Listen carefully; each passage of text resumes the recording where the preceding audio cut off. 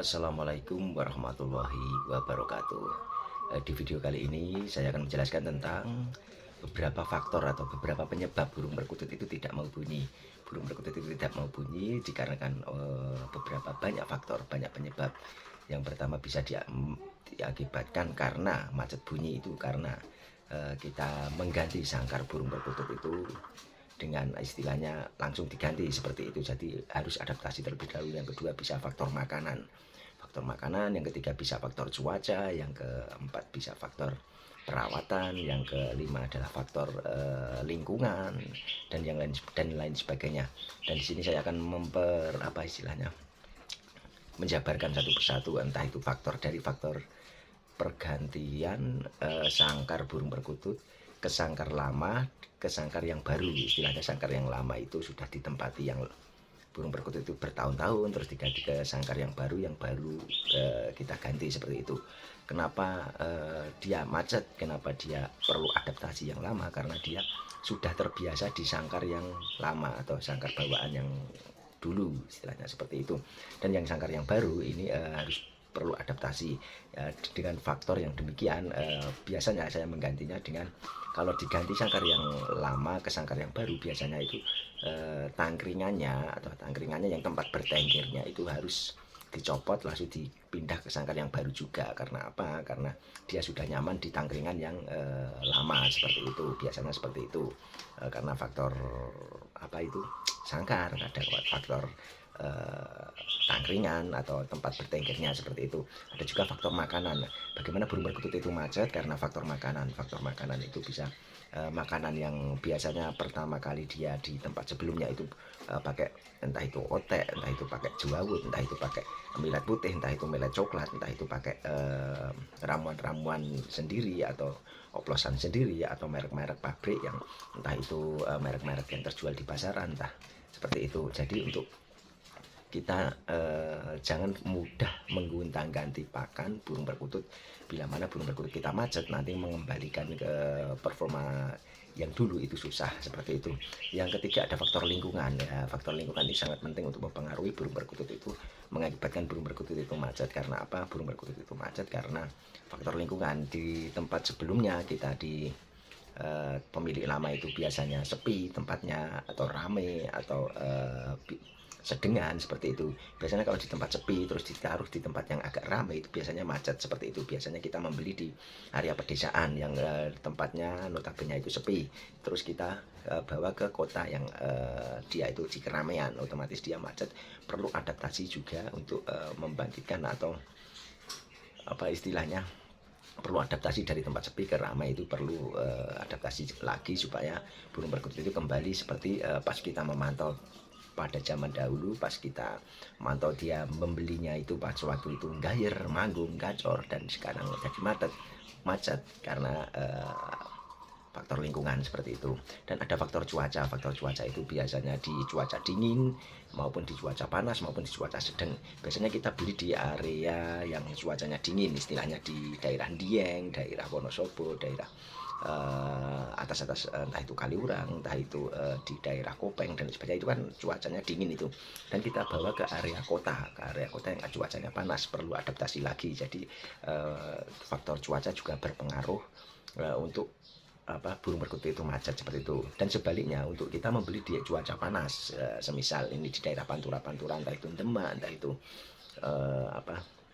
Blue Roach, pokoknya daerah-daerah Pantura yang panas, atau Surabaya dan lain sebagainya, yang istilahnya Jawa Timur dan sebagainya, itu kan faktor panas, cuaca panas, terus dibawa ke cuaca dingin, semisal di daerah Kopeng, Wonosobo, Dieng dan lain sebagainya yang dingin, atau di daerah Bogor dan lain sebagainya, itu akan dingin, itu cuacanya dingin.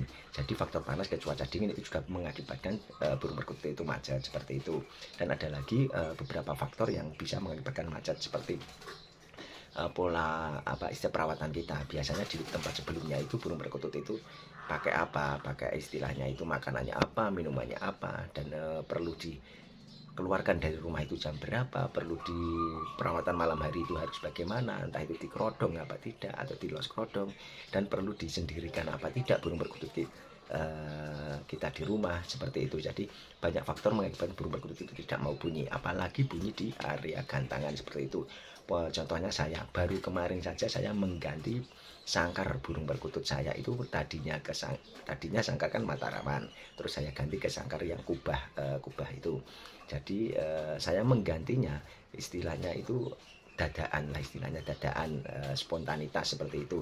Harapannya saya itu dia mau bunyi di atas gantangan, ndelalah itu tidak mau bunyi sama sekali ya, mau bunyi pun tidak maksimal seperti itu. Jadi faktor pergantian sangkar itu sangat berpengaruh. Jadi ke sangkar Mataram ke sangkar kubah, maupun sebaliknya ke sangkar kubah ke sangkar Mataraman, itu harus jauh-jauh hari untuk menggantinya dan harus butuh adaptasi. Kalau bisa itu malah alangkah baiknya ditempatkan di sangkar yang lama, karena apa, dia sudah apa ya istilahnya, dia sudah terbiasa di sangkar itu, ketangkringan itu, ke suhu-suhu atau istilahnya sekeliling di sangkar itu dia sudah hafal seperti itu. Dan ada faktor lagi yang banyak mempengaruhi burung perkutut itu macet, tidak mau bunyi.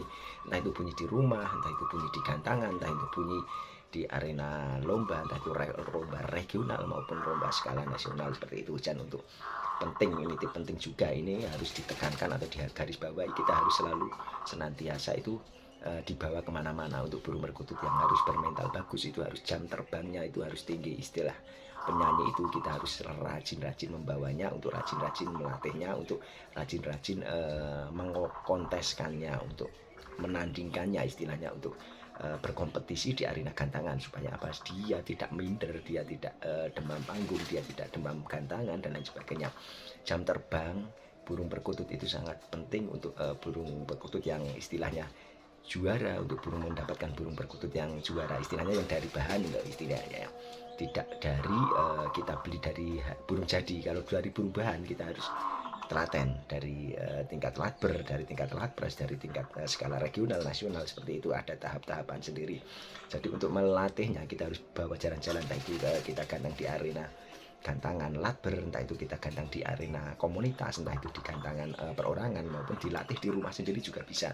Bila mana kita memiliki entah itu bambu maupun besi yang bisa dibuat gantangan, entah itu tingginya 4 meter maupun dengan jarak antar burung, antar sangkar itu kurang lebih itu 1,20 meter maupun 1,5 meter, itu kita bisa melatihnya di rumah dengan jarak sedemikian rupa, sehingga burung perkutut itu bisa apa istilahnya terbiasa untuk berkompetisi seperti itu.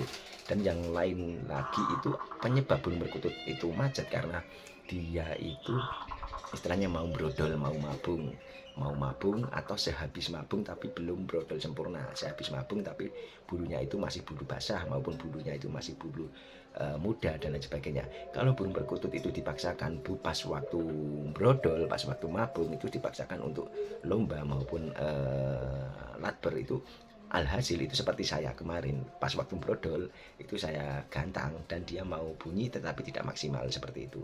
Istilahnya dia istilahnya kan bulu-bulunya belum sempurna, bulu-bulunya masih berjatuhan, dan kita paksakan untuk lomba. Dan saya kan saya penasaran sendiri, apa iya tau burung perkutut brodol ki nek digantang itu ora gelem muni, apa iya tau ora gelem poin akeh dan lain sebagainya. Saya kan penasaran di situ, tanya seperti itu, dan saya buktikan.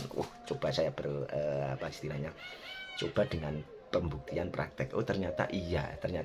Makanya itu saya bisa ngomong di sini, bisa ngomong dan memberikan tip itu seperti ini. Burung perkutut saya lagi brodol, burung perkutut saya ganti sangkar baru, itu ternyata itu apa perubahan tingkat kegacoran, tingkat manggungnya, tingkat gayernya itu berubah drastis, sehingga burung perkutut yang tadinya manggung, tadinya gayer itu manggungnya tidak seperti semula. Karena apa? Dengan burung perkutut yang brodol, burung perkutut yang mabung, burung perkutut yang murah atau nyulam, itu burung perkutut tidak kerja maksimal. Karena apa? Burung perkutut itu lagi sakit istilahnya, untuk gerak, untuk mengayunkan entah itu ekor, untuk mengayunkan sayap ataupun punggung dan lain sebagainya. Karena burung perkutut itu untuk berbunyi saja di sayap juga gerak, di ekor juga gerak, itu masih sakit seperti itu. Kalau menurut saya pribadi seperti itu.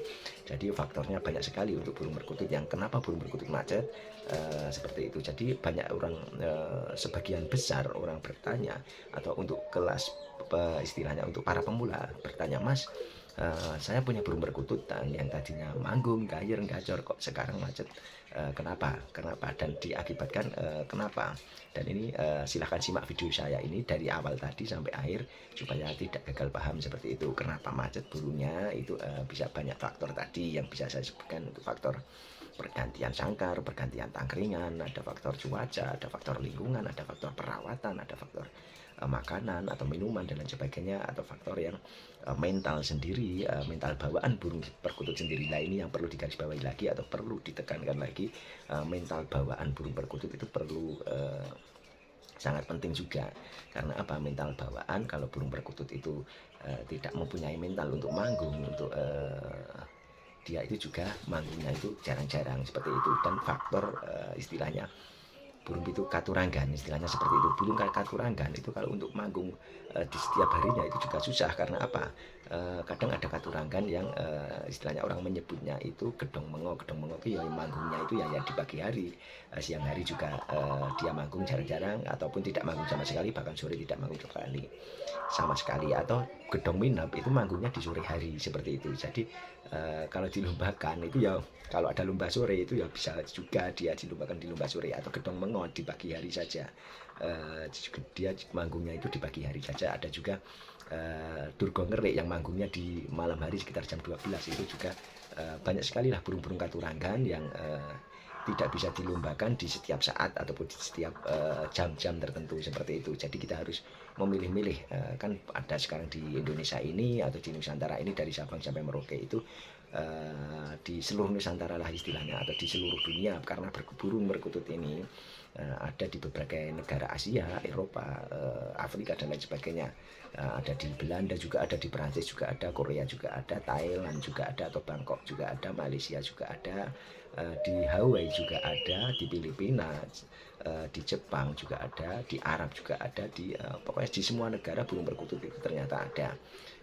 Termasuk di Indonesia sendiri ini dengan endemik Indonesia atau perkutut Jawa istilahnya seperti itu. Jadi bermacam-macam lah istilahnya untuk penggemar. Ini lagi booming-boomingnya burung perkutut lokal di Indonesia ini. Oleh sebab itu kita mari kita uri-uri kebudayaan peninggalan nenek moyang kita atau peninggalan simbah-simbah kita pada zaman dahulu tentang memelihara burung perkutut. Karena apa? Burung perkutut itu punya filosofi yang sangat banyak, atau sangat bisa mendidik kita sendiri atau diri kita sendiri, sebagaimana kita untuk diberi apa ya istilahnya, untuk melatih kesabaran kita untuk burung perkutut itu supaya manggung. Untuk itu melatih kesabaran kita, atau untuk sifat atau tingkah laku itu kita bisa mempelajari juga dengan tabiat burung perkutut tersebut, dengan diterapkan ke diri kita masing-masing seperti itu. Dan istilahnya seperti ini, wong Jawa iki aja ilang Jawane lah istilahnya seperti itu. Wong Jawa aja ilang Jawane, karena nenek moyang kita dahulu juga memelihara burung perkutut dan filosofi perkutut, sehingga dan unggah-ungguh orang Jawa itu harus dipegang erat, seperti kita apa yang nguri-nguri kebudayaan Jawa, kebudayaan Indonesia khususnya kebudayaan Nusantara ini yang sangat bagus lah untuk kita uri-uri, kita apa kenalkan kepada pemula-pemula atau kepada anak kecil, kepada orang remaja. Oh, ini loh burung perkutut yang apa adanya, burung perkutut yang dari Indonesia, burung perkutut yang dari Nusantara, entah itu dari Jawa, entah itu dari Bali, entah itu dari Kalimantan, dari Irian Jaya, dari apa istilahnya, dari semua pulau lah ada pokoknya di Indonesia ini merata. Pokoknya burung perkutut lokal endemik Indonesia ini pokoknya ini selalu apa ya, selalu booming dari tahun ke tahun. Ini mulai dari 2022, dari 2021 burung perkutut juga booming, 2022 booming, ini menginjak 2023 ini semakin booming burung perkutut lokal endemik Indonesia ini. Dan lambat laun nanti juga ini sistemnya masih dalam sistem gacoran, nanti juga ada sistem irama seperti itu. Seperti itu, saya sudah panjang lebar tentang menjelaskan burung perkutut di ulasan video kali ini. Semoga saja bermanfaat untuk kita semua. Ambil sisi positifnya, buang sisi negatifnya. Jangan diambil mentah-mentah ulasan dari saya ini. Ambil ulasan-ulasan yang baik saja dan buang ulasan-ulasan yang tidak baik tentang video saya ini. Salam Rahayu, salam Komania, salam persahabatan, salam silaturahmi, salam Bhinneka Tunggal Ika, salam satu hobi, salam kekeluargaan, salam guyub rukun selalu, salam Bhinneka Tunggal Ika. Dan yang baru menemukan video ini atau baru menemukan video saya ini, jangan lupa di subscribe, like, comment, share video di bawah ini, karena subscribe itu gratis, karena subscribe itu bisa membuat kita apa istilahnya, saya juga semangat untuk memberi tip atau memberi info untuk para pemula atau para generasi muda penerus tentang menguri-uri kebudayaan Indonesia. Salam Rahayu, salam Komania, salam satu hobi, dan tak lupa pula saya ucapkan wassalamualaikum warahmatullahi wabarakatuh.